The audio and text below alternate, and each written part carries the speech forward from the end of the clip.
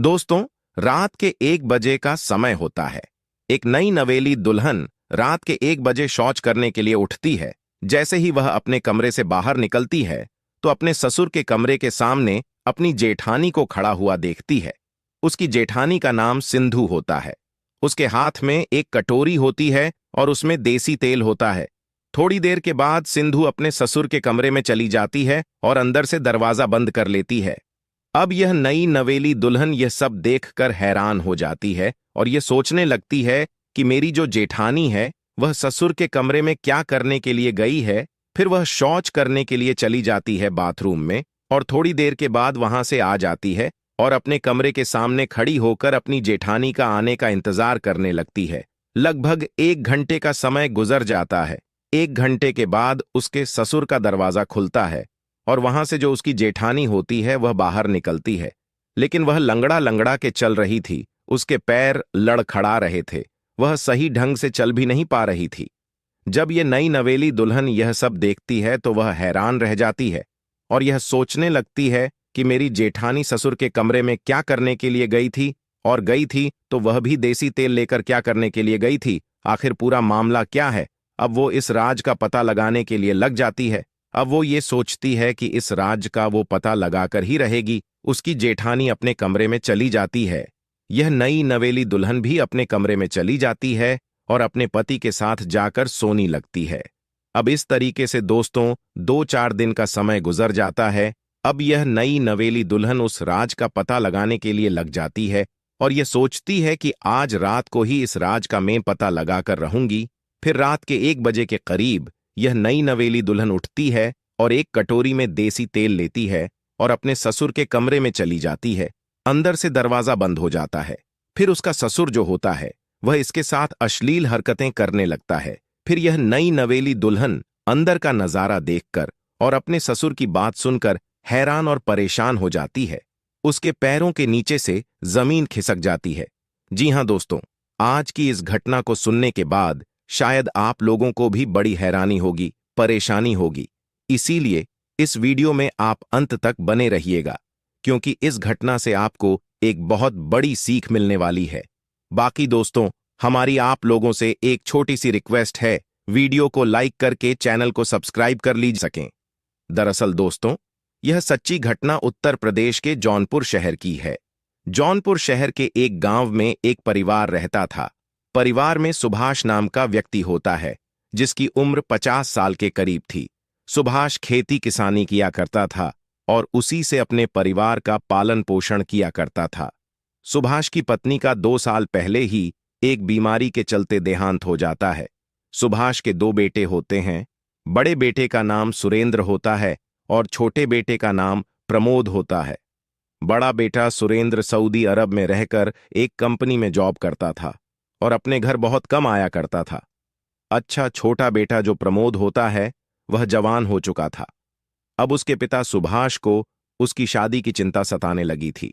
इसलिए उन्होंने अपने कई जानकार लोगों से कहा था कि वह अपने बेटे प्रमोद की शादी करना चाहते हैं। कोई अच्छा रिश्ता बताओ। 1 महीने के बाद एक व्यक्ति एक रिश्ता लेकर आता है। उस लड़की का नाम रीना होता है। रीना की उम्र भी ज्यादा नहीं थी। वह देखने में बहुत खूबसूरत थी। अब सुभाष रीना को देखने के लिए उसके घर पर पहुंच जाता है और जब रीना को देखता है तो एक ही नजर में पसंद कर लेते हैं। फिर प्रमोद और रीना का रिश्ता पक्का हो जाता है और 6 महीने के बाद इन दोनों की शादी होती है। 6 महीने के बाद प्रमोद दूल्हा बनता है और बारात लेकर रीना के घर पर पहुंच जाता है और रीना को अपनी दुल्हन बनाकर घर लेकर आ जाता है। दोस्तों, फिर रीना को उसके कमरे में बैठा दिया जाता है और रात के 11 बजे प्रमोद अपनी पत्नी रीना के कमरे में आता है और उसके पास आकर बैठ जाता है और उसका जब घूंघट उठाता है, उसे देखता है तो खुश हो जाता है। फिर वह 1 घंटे तक रीना से बातचीत करता है और थोड़ी देर के बाद यह दोनों संबंध बनाने लगते हैं, एक दूसरे के साथ सुहागरात मनाते हैं और जब थक जाते हैं तो फिर सो जाते हैं। फिर अगले दिन जब सुबह होती है तो जो शादी में मेहमान आए हुए थे वह जाने लगते हैं। फिर दोपहर का खाना पीना खाते हैं और इस तरीके से शाम हो जाती है। अब रात के 10 बजे करीब रीना अपने पति प्रमोद का आने का इंतजार करने लगती है रात के 10 बजे के करीब प्रमोद भी अपनी पत्नी रीना के कमरे में जाता है और उससे बातचीत करने लगता है और फिर उसके साथ संबंध बनाने लगता है। रीना अपने पति प्रमोद की मर्दानगी से काफी खुश थी। अब इस तरीके से दोस्तों 10 दिन का समय गुजर जाता है। 10 दिन के बाद एक दिन रात का समय होता है। रात को 1 बजे के करीब रीना शौच करने के लिए उठती है।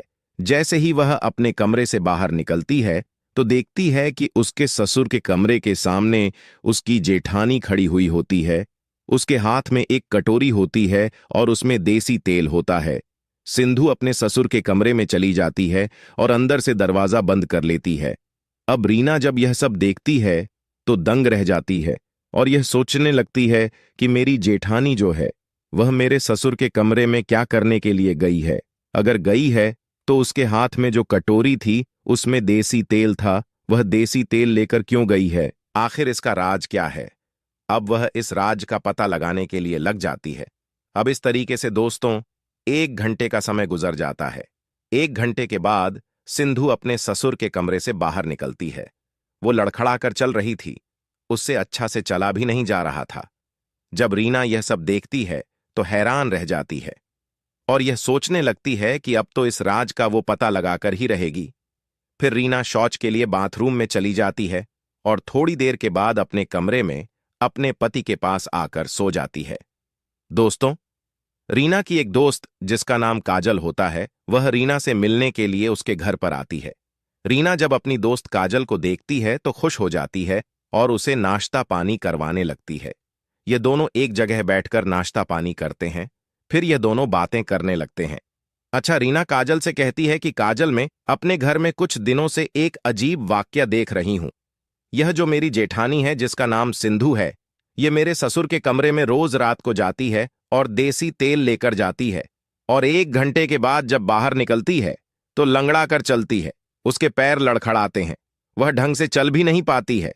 जब काजल उसकी यह बात सुनती है तो हंसने लगती है और रीना को समझाती है कि देख, तू तो जानती है कि तेरी सास नहीं है। 2 साल पहले उसका एक बीमारी के चलते देहांत हो चुका था, तो ऐसे में तेरे जो ससुर हैं वह अकेले हो गए हैं और तेरे जो जेठ है वह सऊदी अरब में रहकर एक कंपनी में जॉब करते हैं और 1 साल 2 साल में आते हैं।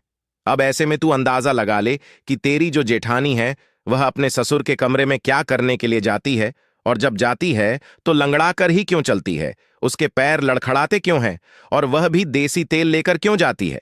अब इस बात का अंदाजा तू खुद भी लगा सकती है कि इन दोनों के बीच में क्या चल रहा है। फिर थोड़ी थोड़ी बात रीना समझने लगती है, उसको थोड़ी थोड़ी बात समझ में आने लगती है। दोस्तों, एक दिन रात के 1 बजे के करीब सिंधु अपने ससुर के कमरे में चली जाती है। उसके हाथ में तेल की कटोरी होती है। रीना दूर खड़ी हुई यह सब देख रही थी। सिंधु अपने ससुर के कमरे में जाती है और 1 घंटे के बाद बाहर निकलती है।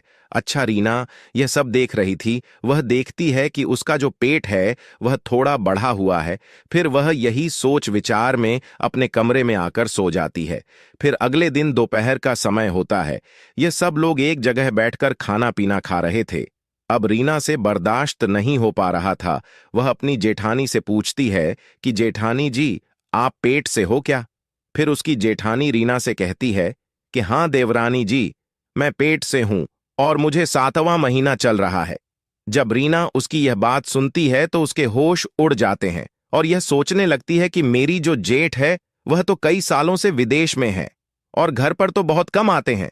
आखिर मेरी जेठानी प्रेग्नेंट कैसे हो सकती है? अब उसके दिमाग में यह विचार चल रहा था कि आखिर मामला क्या है। अब उसने मन में ठान लिया था कि वह अब इस राज्य का पता लगाकर ही रहेगी।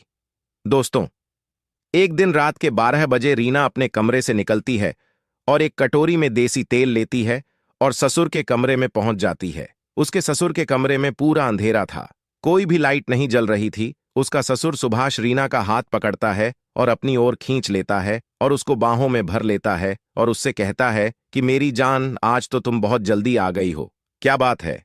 अच्छा, रीना कुछ बोलती नहीं है। फिर सुभाष उसके साथ छेड़छाड़ करने लगता है, उसके साथ अश्लील हरकतें करने लगता है। फिर रीना इसका विरोध करने लगी थी, लेकिन कुछ बोल नहीं पा रही थी और अपने आप को छुड़ाने की कोशिश कर रही थी। फिर सुभाष को गुस्सा आ जाता है और उससे कहता है कि सिंधु, तुम जानती हो कि हमारा रिश्ता क्या है, हम रोज रात में क्या काम करते हैं, तुम जानती नहीं हो। आज तुम्हें क्या हो गया है? फिर रीना अपने ससुर से छूट के अपने कमरे में चली जाती है और अपने पति प्रमोद को उठाती है और उससे कहती है कि तुम्हारे पिताजी हमारे साथ बहुत गलत हरकत कर रहे हैं, तुम चलो। और आज उनकी सच्चाई का मुझे पता लग चुका है कि वह मेरी जेठानी के साथ रोज रात में क्या काम करते हैं। फिर प्रमोद को लेकर वह अपने ससुर के कमरे में पहुंच जाती है और अपने ससुर से कहती है कि ससुर जी, तुम्हारी सच्चाई का आज मुझे पता लग चुका है। तुम मेरी जेठानी के साथ रोज रात में क्या करते हो? फिर सुभाष रीना की जब यह बात सुनता है तो उस पर हंसने लगता है और रीना से कहता है कि तुम्हें अगर यह सच्चाई का पता लग ही चुका है तो एक सच्चाई का पता और लगना चाहिए, जिसे जानना तुम्हारे लिए और जरूरी है।